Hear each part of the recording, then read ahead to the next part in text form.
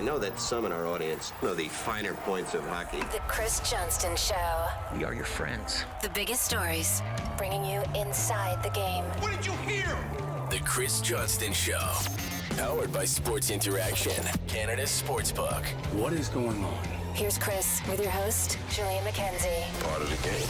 Honestly, this podcast should be about how amazing Nazem Kadri was coming back and playing the role of hero in Game 4. We didn't even know if he was going to play in the Stanley Cup final. He scores an overtime winner, and the Avs have a 3-1 series lead. But then Jon Cooper tells us to check the tape. You know, I've been part of some heartbreaking losses and defeats to teams that took us out, and been with a group that just fights and fights and fights, and they fought their way to a third Stanley Cup final in a row. And in a cap era, when it's so damn hard and the rules are put against you, because the league wants parity, and I love that about the league, and that's what makes it tougher. And just watch this team, what they've gone through, and the battling that's gone on, and we're all in this together: players, coaches, refs, everybody. But it just this one's going to sting much more than others, just because I think it was taken on. It was potential. I don't know. It's hard for me. This is going to be hard for me to speak. I'm going to have to speak. I'll speak with you tomorrow. You're going to see what I mean when you see the winning goal. And my heart breaks for the players, because we probably still should be playing. I'll be available tomorrow. Siege. Like, I spent hours after that game was over looking at tweets, looking at video, looking at photos, trying to determine my own conclusion about this, seeing other people's conclusion about it, thinking about how Jon Cooper reacted. How do you feel about how the ending of Game 4 and how everything went down? Let's talk about this. Well, Jon Cooper is a skilled lawyer by trade. And so yes. I think when you step back from it, it's a masterful way to approach it. He didn't come out swinging at anyone.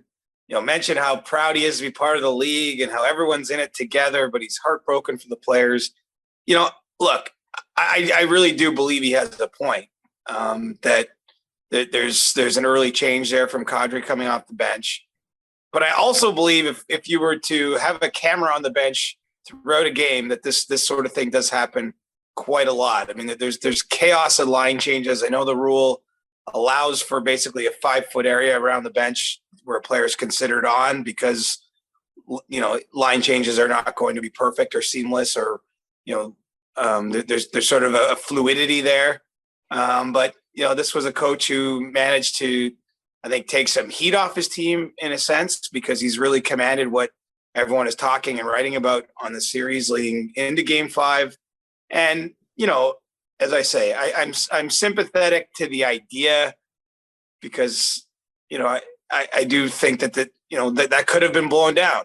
I mean, let's say it, but it's also not so egregious that it necessarily should have been. And look, Tampa, I almost want to eulogize the Lightning right now. Maybe I'm getting ahead of myself. I know I've been guilty of that in the series, but they played so hard in that game. There's guys blocking shots, like going down the tunnel injured. They're already missing Braden Point, and we know Kucherov left Game 3 and he's hurting, and Hedman hasn't looked himself, although he had a really great Game 4, I thought. I mean, his guys had given everything, but they were completely underwater in overtime. There was 2 shots that hit iron in the overtime period. There was a breakaway by Logan O'Connor that Vasilevsky had stopped. I mean, I just think that it was a nice way to turn the tide. And, I guess my question is this, Julian: is there a world where the NHL wants to review sort of every goal for this kind of infraction? And I don't believe there is. We're reacting in the moment here. Maybe I'll have a different opinion in time, but I just think line changes and things like that, there's a fluidity to it. It's not ever probably going to be perfect.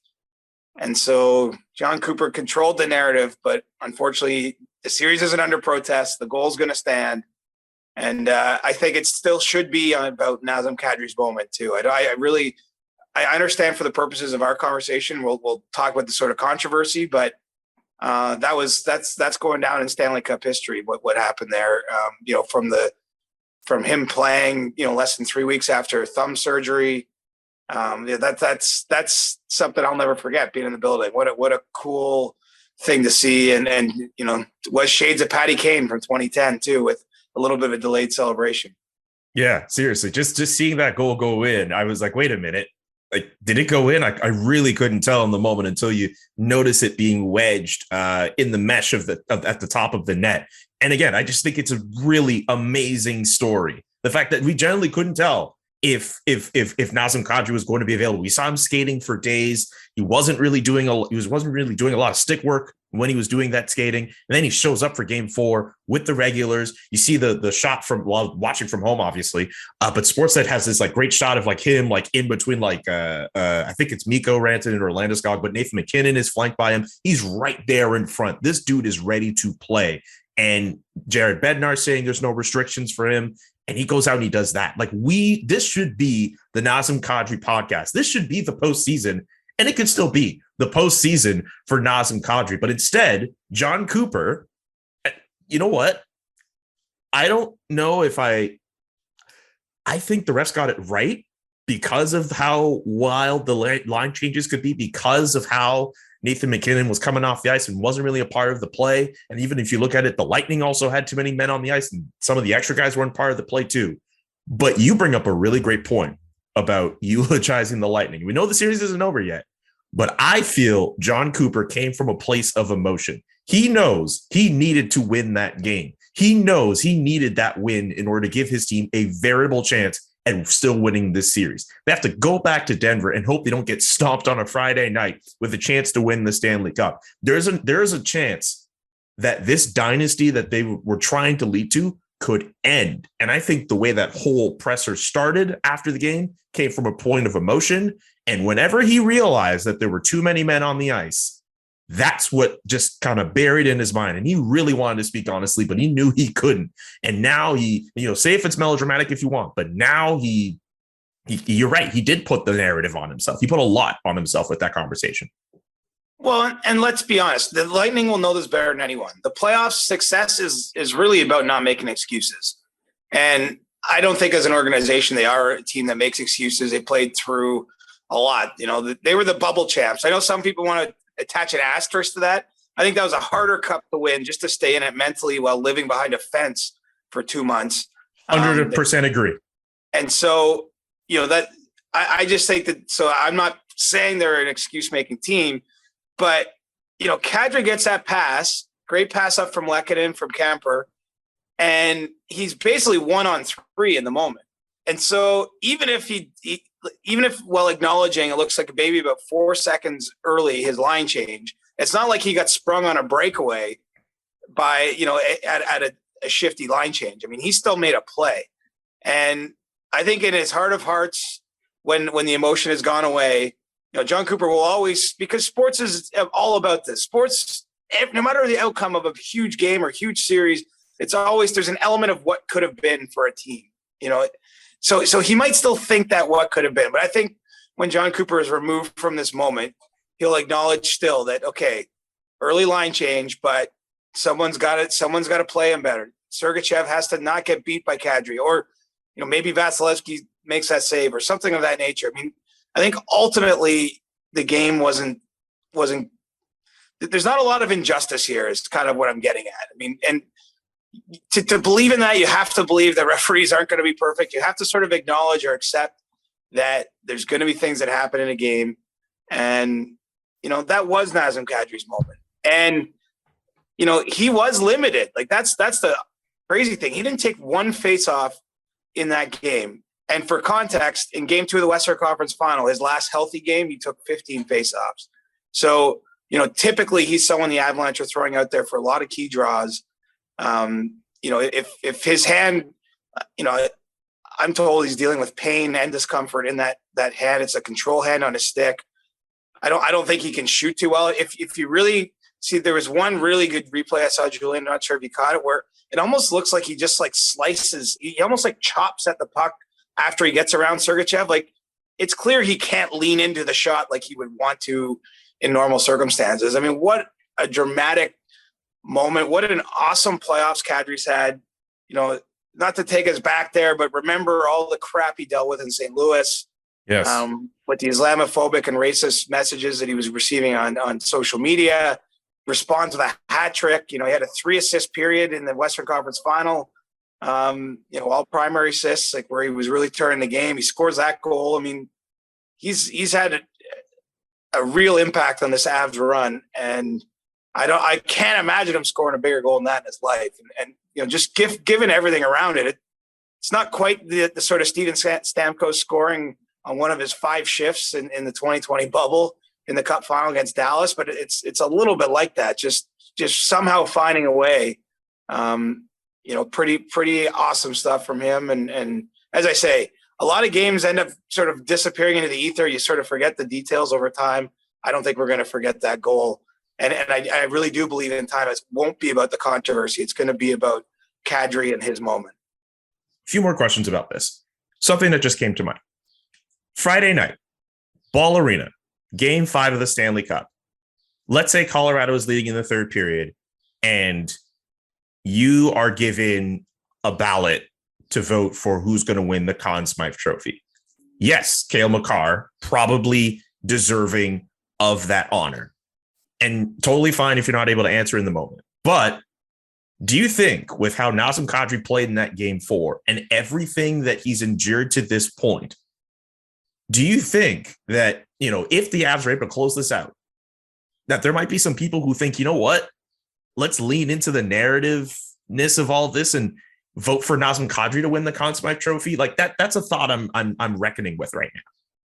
I think it's possible. Look, the Conn Smythe balloting, you pick your top 3 players, and I think he's certainly worthy of a spot in the conversation for being in the top 3. Like, I don't think that's a stretch. I don't even know that it's necessarily pure narrative. You know, he missed 4 games ultimately with the hit from Vander Kane. You know, it's totally not his fault. You know, it's dangerous play, resulted in a suspension to Kane.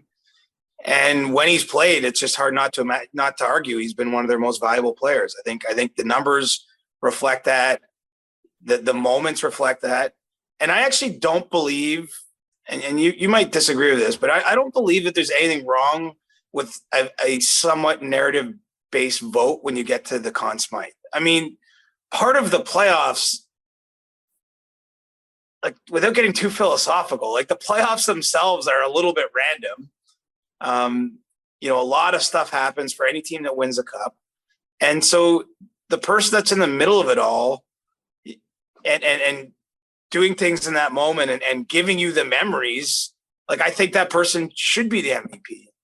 And so I'm not making a case here for Kadri at number 1, because I really do believe Makar has been their most valuable player. I have trouble even just for the sake of making an interesting, you know, segment on the pod. I have trouble coming up with an argument against him as the number 1 vote, but it wouldn't surprise me to see Kadri get top 3 consideration. And look, he's worthy of it. He's over a point a game, and he's had just some real special things happen for him this playoffs. And you know, nothing beats that Game 4 overtime winner, though. I mean, that's the cream of the crop.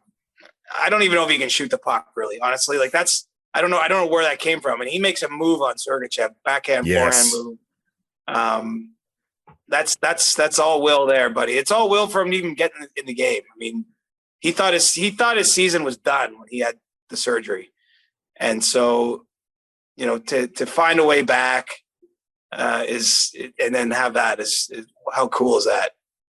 By the way, I don't have a problem with people leaning into narrative for votes like that. Like, I think it would be a great story if Nazem Kadri won the Conn Smythe after everything he endured, after the postseason he's been having. But I also would not cause a stink if Cale Makar, who has put himself in a position where, you know, he's one of the best, if not the best, he's the best defenseman in the game right now. I think the Norris Trophy cements it.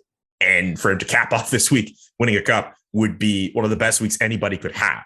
So I have no problem if Cale Makar ends up doing it, but I think Nazem Kadri being considered, like that's pretty dope to see. And I have to think if I had the opportunity to do so, it would be something. Nazem Kadri's chances would be barreling in my mind for a good chunk of that game. And I would think very long and hard about it if it got to a point where it ended in game 5. If it doesn't do that, then game 6, game 7, there's still time for other heroes to emerge. But I feel if you're considering Nazem Kadri for the Conn Smythe, it's not a wrong thing.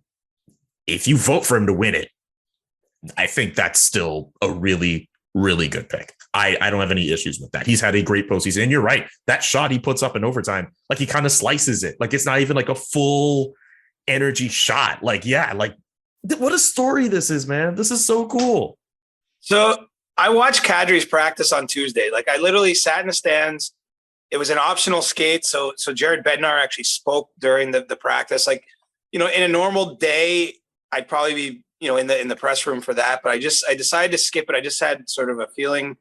And it was so fascinating to watch him go. Like I ended up sort of writing a story about what he did at practice because it seemed to me like I guess got the sense he was going to play just because he was out there for 30 to 40 minutes and everything he did was with purpose. He gets a teammate to come over and he engages in a stick battle just to see like obviously how his hand feels. He's going around by the glass and literally like putting his hands up as though if he was taking contact, like how his hand would feel pushing against the glass. He's obviously taking shots and stick handling. He's tipping pucks at one point. Even had a teammate just rimming passes around the boards to see how he would take the passes off the boards. Like it was so interesting to see kind of his process there. And, I would love to know what, like maybe if they win, he'll tell us what percentage he's at. Like I think, Andrew Cogliano said his timeline moved up months, not weeks. So like this is a very significant injury that typically a guy's not playing. And we get into dangerous ground at times when we celebrate, players who play through pain or it's kind of not always a positive aspect of the sport, but it's hard to, you just tip your cap to him finding a way back in. Obviously he's had a lot of situations of his own doing. Kadri in terms of things that have gone wrong for him, things he's had to battle through in his career, and he's a resilient guy, and I can't help but think like what a cool moment for him, for his family. 13 years into a career, he's played 800 games, and the games he missed at the start of the series were by far the biggest games he could have played. He'd never been beyond the second round until this playoffs, and so. That's kind of what the cup's all about, right? We talked earlier, I know in a previous pod, like the older players that find a way to win. This will be something special, I think, for him if he and the Avs can get one more. Okay, last thing, because I don't want to keep David Bastl from Sports Interaction waiting too long. Just to bring it back to John Cooper here. In the were you in the room for that? Could you give me a sense of like what everyone was feeling when John Cooper said what he said and kind of went about it the way that he did? Like I feel like it had to have been awkward. I don't know if I call it awkward. It was one of the stranger post-game press conferences I've ever been part of. The question from the reporter Eric Erlinson was essentially, did you guys shoot yourself in the foot by having such a great first period and only being ahead 1-0 when it ended? So it had nothing. The question that was asked, it was a one and only question, had nothing to do with where Cooper took it. He answered that aspect of it briefly, and then it did feel like he was going into a eulogy. It felt, he's just talking about how proud he is to be part of the NHL and being with this group that fights and fights and fights, and how the rules of the league are there to prevent them getting to 3 straight cups. And the whole time I'm like, what's going on here? And like, obviously he was emotional. I was in the second row. I was pretty physically close to where John was at the podium, so I could see his facial reaction clearly.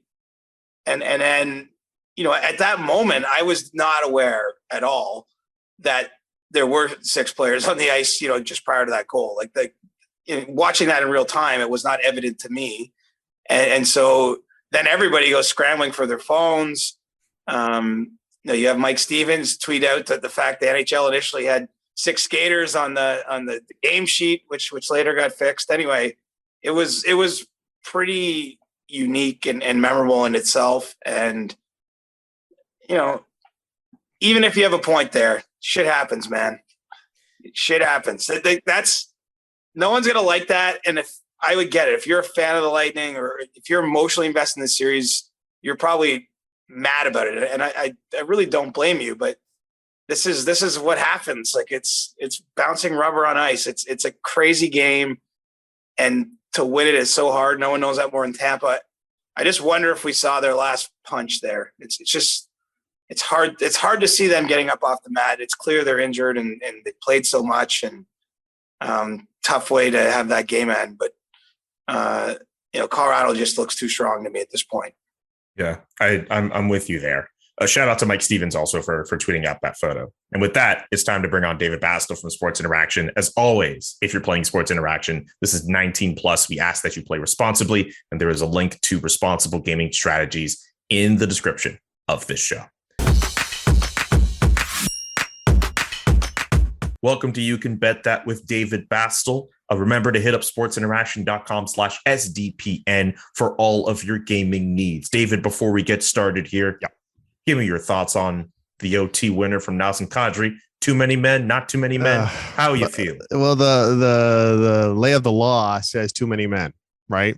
My only thing with this, guys, is, and I'm not trying to be too critical or anything like that, but there's 4 officials on the ice that are capable of calling that.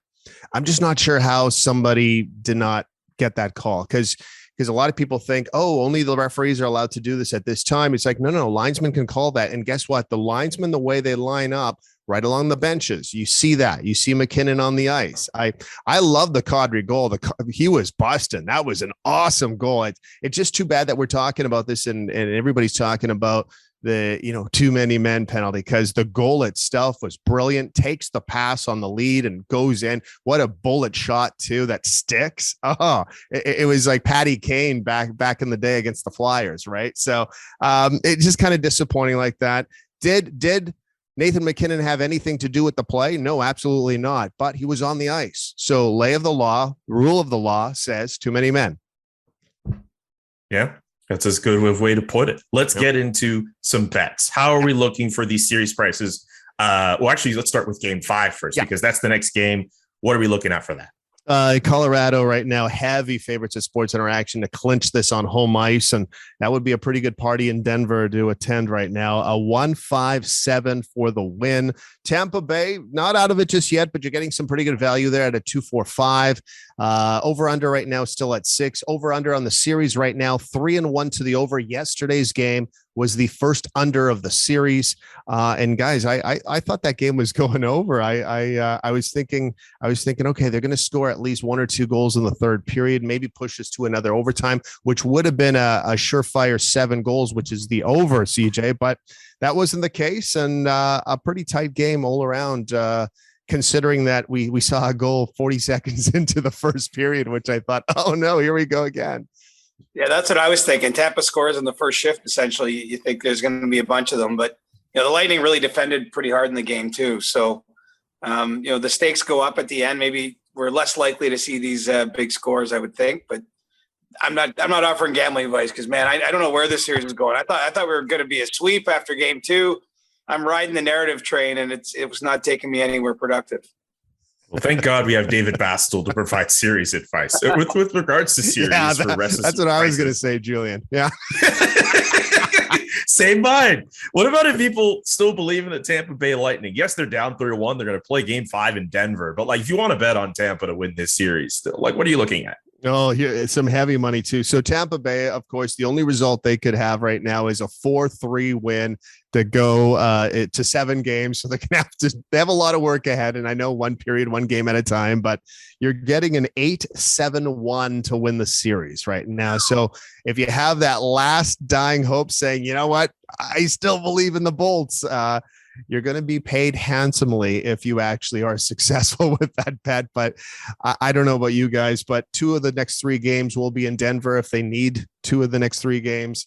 That's a Rocky Mountain high as far as how tough that's going to be. I don't know where I'm coming up with these things. David, you whatever. are on fire today, bro, with these references. I don't know. I see it closing out in 5. I think the fact that Colorado was able to come out of Tampa at least with 1 win, they have an opportunity to close it out on a Friday night. That place is going to be jumping at Ball Arena. It's going to be insane. Also, Cale Makar. People are wondering if he could be winning the Conn Smythe Trophy. He's hoping for a good week. Gotta say, you win the Norris, a chance to win the Cup, and a Conn Smythe Trophy. That's a pretty good week. Not bad, not bad. Well, right now at Sports Interaction, I know we joked about it last week that they're starting to engrave his name. I actually think they have his name on the trophy because right now it's a 1-1-2, which is basically when you're looking at odds and how these things work, it's not a sure thing, but it's the closest thing to a sure thing. There is no value on the young defenseman if you're betting that right now, because if you're throwing down some money, you're getting such a small return. And I'm not sure if a guy, CJ, like Nathan McKinnon or anybody down on that list that's really close, like Mikko Rantanen or something, like even if they score 2 or 3 goals in this clinching game, if it's a game 5, game 6, I'm not even sure if they can catch what Cale Makar is doing right now as far as the odds are concerned. Right. Well, look, it's a whole playoffs award, right? So it's just hard to imagine, as much as the next game being game 5 would be the most important of their season. It's hard to imagine what could tilt those scales. I mean, he's played so many minutes, leading them in scoring. Just a special player who had a special spring. And if his team finishes it off, I think the odds are bang on with where that vote's going to land. Mm-hmm. DB, thank you so much for kicking it with us, as you always do on the CJ Show.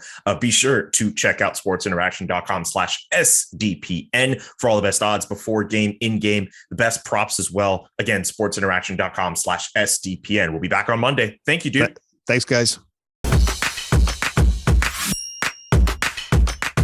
So the NHL Awards, let's get to that. They were handed out on Tuesday night. Doesn't seem as if there were any real surprises. Auston Matthews wins the Hart Trophy. Cale Makar wins the Norris Trophy. I was wondering if people would go for Roman Josi. We'll get to Roman Josi in a second, but Cale Makar wins. Igor Shesterkin wins the Vezina Trophy. What were your takeaways from the NHL Awards night?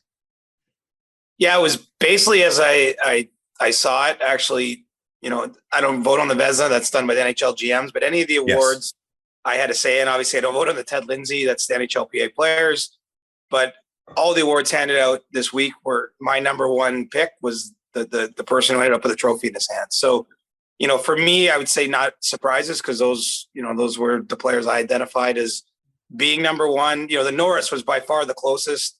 Josi actually had, more first place votes than Cale Makar in 98-92. I think a couple people might have left Josi right off their ballot. Which is a bit of a head scratcher for me. I come at awards this way, Julian, I'll tell you.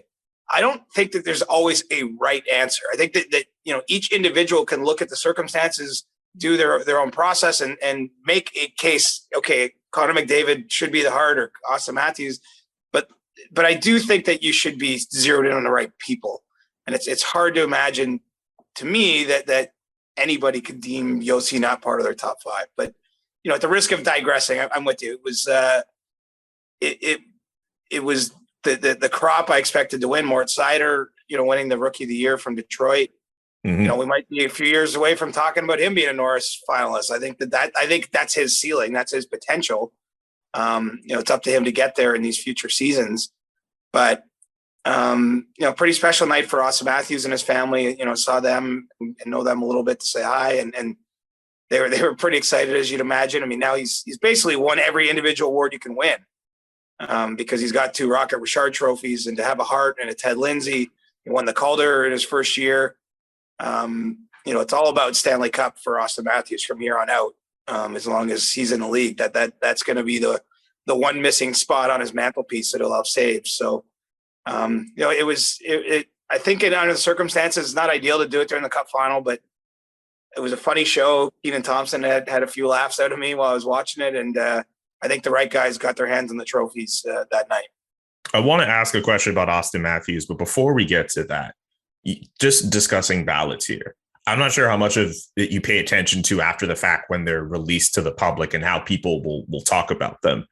Like, I saw a lot of people online going through that and making their own conclusions about how everyone voted. And I don't want to say people were shaming people, but like, I don't know how it takes a lot of, man, it's not to say it's brave, but like, man, I would feel very uneasy about the fact that I have to vote on these guys. And then people could just kind of like look through the ballot that I put up, and then they could essentially just roast me. Like the fact that someone left like Auston Matthews off the Hart Trophy ballot, like that dude's getting roasted. I forget who, but like someone online was making a comment about a whole bunch of Montreal guys voting for Jonathan Huberdeau on their ballot. Like so much scrutiny going around on how people, vote for their ballots. And you're right, people, there's no real like direct right answer for this, but like, I don't know, I would feel very uneasy about the fact that like, man, like people could just roast me for how I vote on certain players. I don't know if you feel that way. Look, we welcome it. I've been voting probably 15 years anyway now. And, full disclosure, I'm a vice president with the Professional Hockey Writers Association. So I've got some say, I guess, in the process. But when I first started voting years ago, this wasn't published. And, I was part of the discussions behind the scenes at the time for transparency. And I believe it's the right way to go. I know that it does open you up for when there's a wonky vote here or there, people get named online. I'm sure it's not a comfortable place if you're having your ballot dragged through the online mud. But I think transparency is important in the process. I'm going to vote on the Conn Smythe Trophy when this series ends, and that vote's published too. And so you can come online and call me an idiot or tell me I got it wrong or whatever. I think it's the right way to go. I think it's the right thing to do. I personally appreciate that we do it.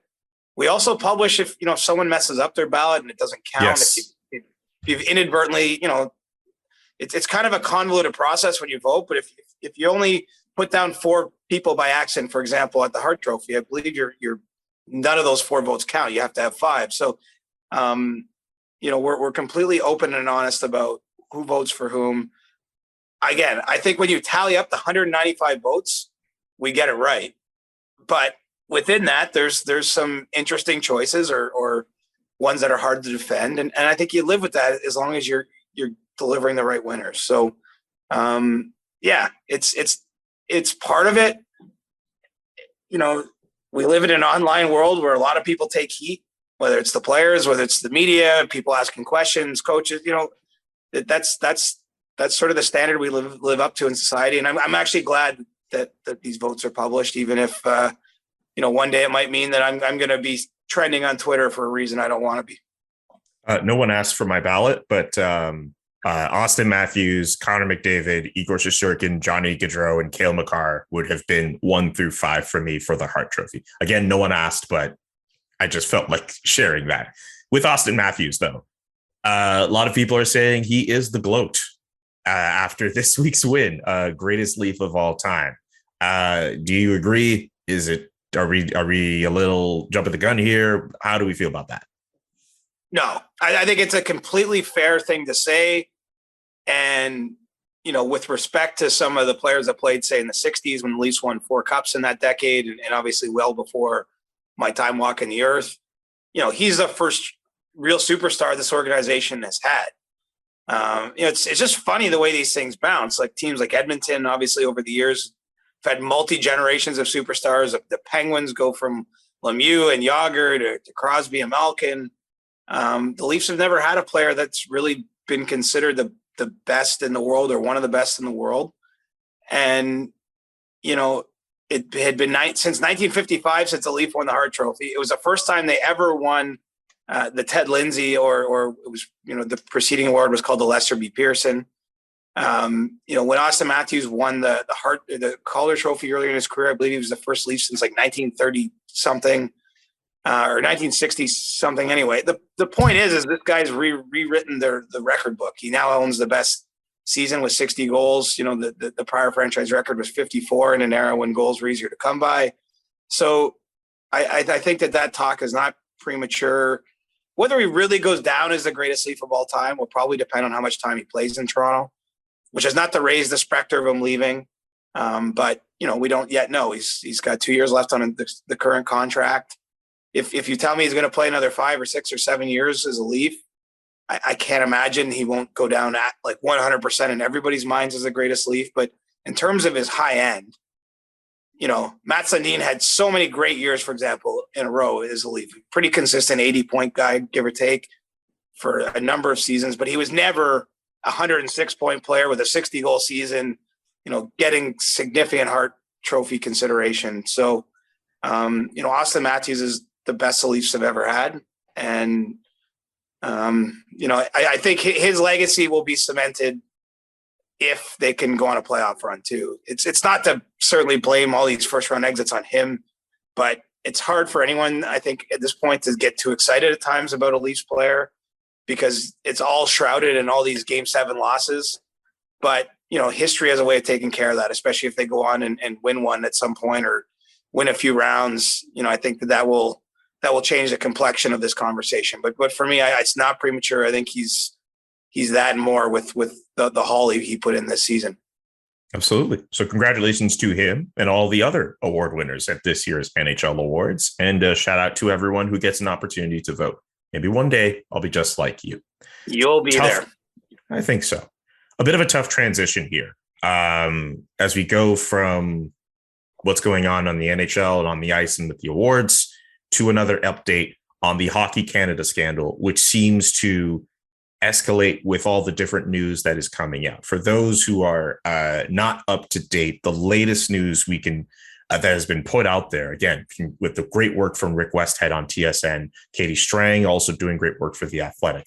The Canadian government has frozen funding, effective immediately, in response to how Hockey Canada has handled a sexual assault settlement involving a woman and 8 players at the time who were part of the CHL, 8 junior players. And the government, the Canadian government, will only restore that funding if Hockey Canada, once it discloses recommendations contained in an incomplete report by a third-party law firm hired to investigate the alleged incident 4 years ago. I'm reading that line verbatim from a report put out in CTV News. I think they took some CP Wire copy. It's gotten to a point where Justin Trudeau, the Prime Minister of Canada, is condemning Hockey Canada for how they've handled this whole thing. Pascal Saint-Onge, the sport minister, has been on this and is essentially using this as a way to call out the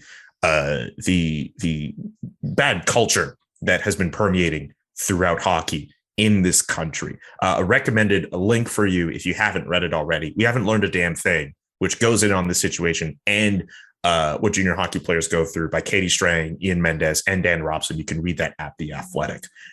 Chris, we've been talking about this on the last few podcasts, and even if we're not directly reporting on it, we definitely have thoughts on it. I'm just curious with where this has gone up now, where funding is being taken away, or at least being withheld from Hockey Canada. I was wondering if you could just at least try to illustrate how big of a deal that is, because this is a big deal.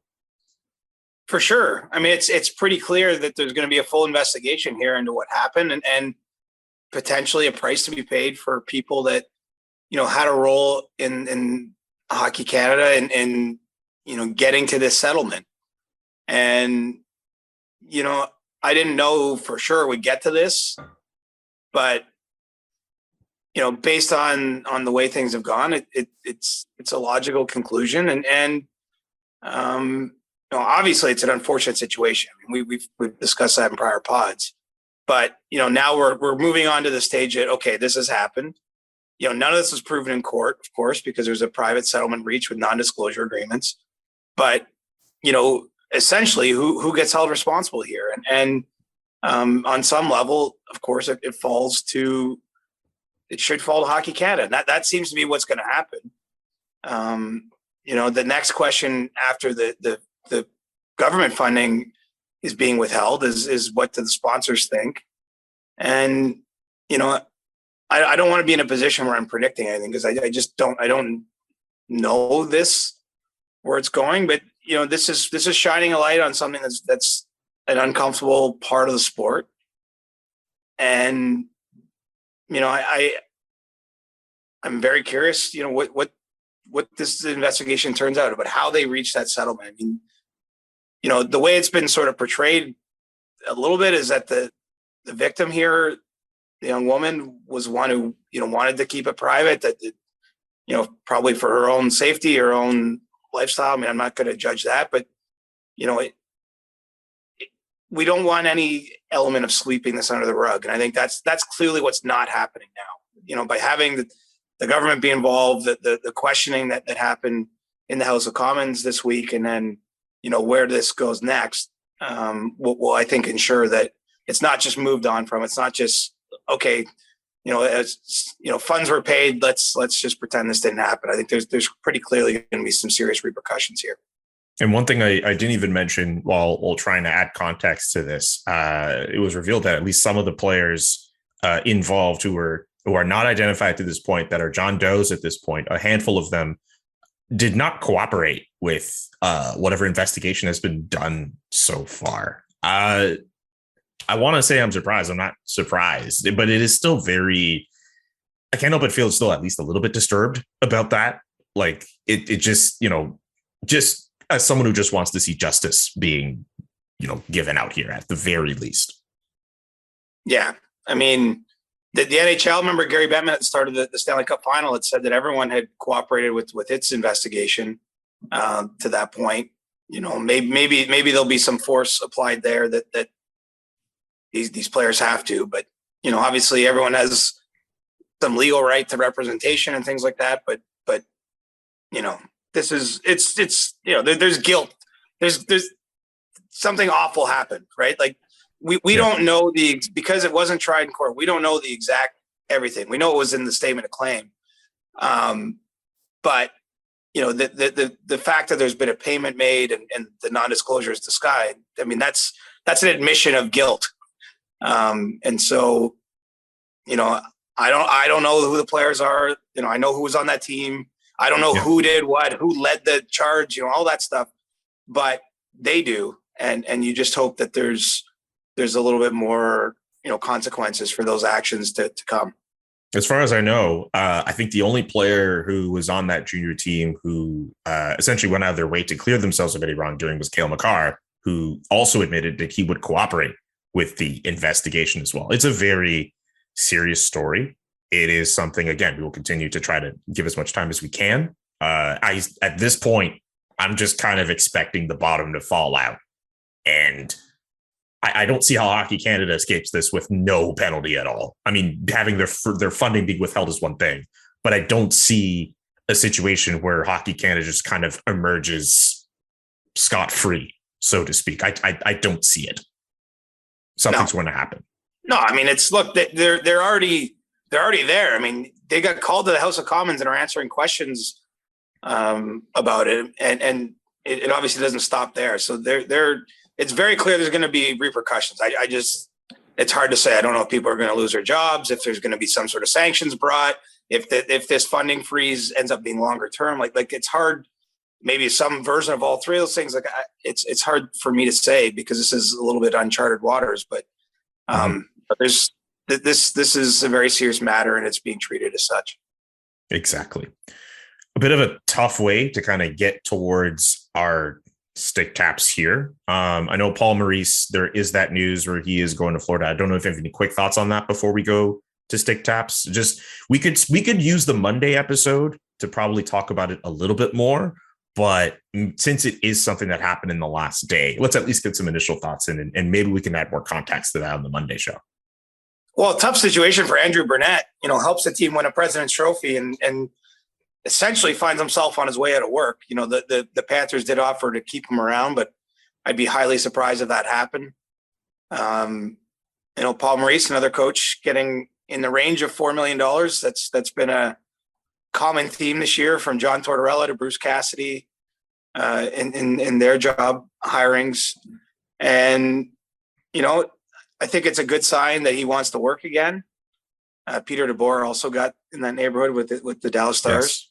Yes. But, Maurice, remember, was essentially burnt out by his own admission when he stepped aside from Winnipeg. You can understand from his situation why this is a great team to jump into, given that they did just win a President's Trophy. They're on the cusp. And I think but I do think it's a bit of a surprising move, just given the success Andrew Burnett had with that team taking over from Joel Quenneville. So The coaching wheel the carousel's spinning pretty aggressively this offseason. There's still a few more positions to be filled out there in the league, but be good to have Paul Maurice back in it, even if maybe we wouldn't have called this a few weeks ago. Get in on Stanley Cup Finals action.